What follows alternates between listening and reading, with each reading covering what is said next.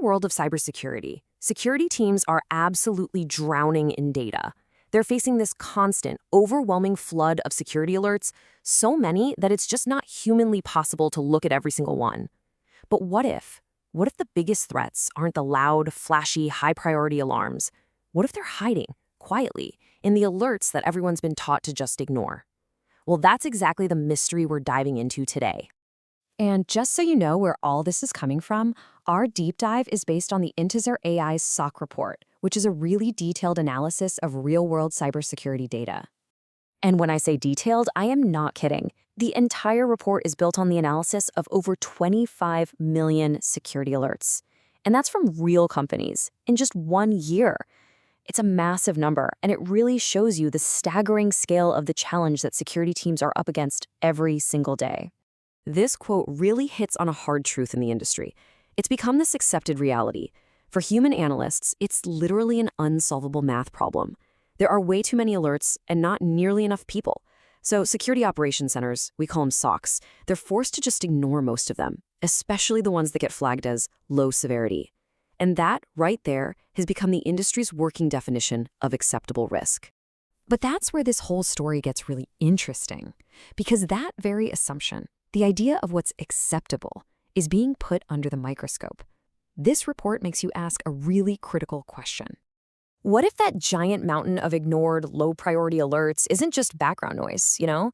What if it's actually the perfect hiding spot, the perfect camouflage for a really serious attack?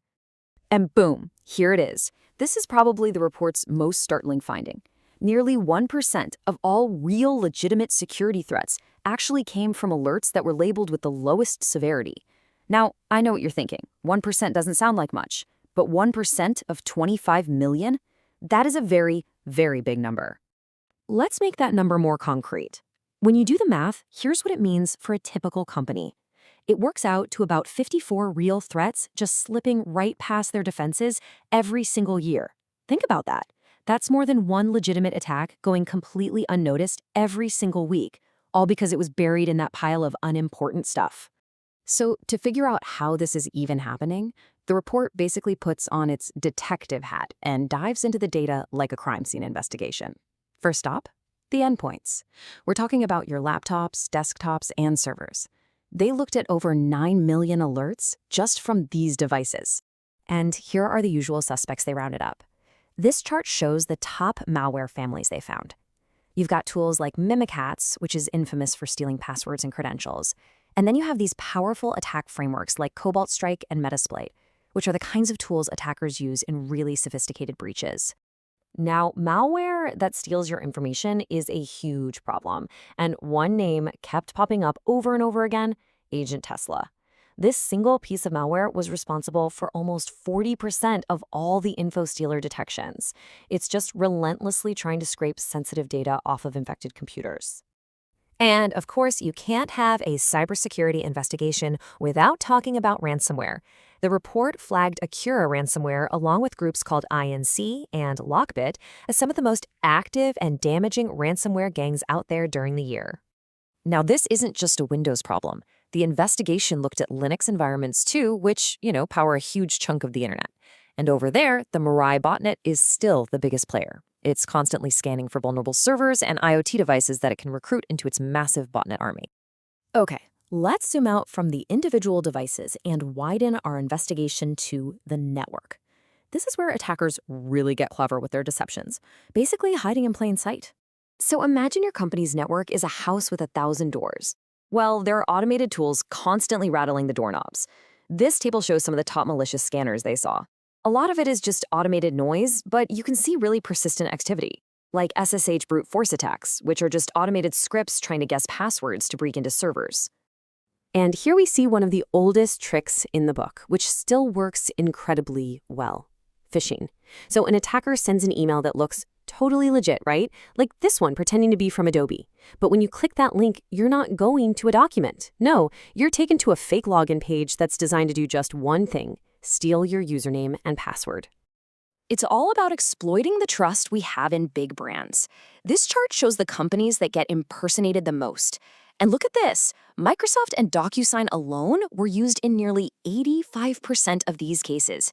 The attackers know that a logo you recognize makes you way more likely to click without thinking. And the deception is getting even more clever. The report highlights the rise of something called callback scams. In these attacks, scammers actually use legitimate services like PayPal to send what looks like a real payment request. And because the email comes from PayPal's actual servers, it sails right past a lot of security filters, tricking you into taking the bait. Okay, so we've looked at all this evidence from endpoints, from the network, from phishing attacks. What does it all mean? Well, it means we need to completely rethink, completely redefine what we consider acceptable risk. This quote from the report just sums it all up perfectly. The old way of measuring risk, by giving an alert a severity score, it's fundamentally flawed. The most meaningful, the most dangerous threats are often the quietest ones, the ones hiding in the very signals that we've all been trained to ignore. So, how do you solve a math problem that's impossible for humans? Well, you change the math. The report points to the rise of AI-driven SOC platforms. This technology is basically designed to do what people can't, perform a deep, forensic-level investigation on 100% of alerts.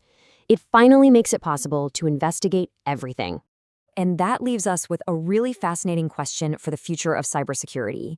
If technology finally gives us the power to look at every single alert, no matter how small it seems, does the whole idea of acceptable risk even make sense anymore? It's something to think about. Hey, if you enjoyed this breakdown and found it valuable, please hit that subscribe button and give this a like. It honestly provides great support and helps us continue to produce more explainers just like this one. Thanks so much for watching.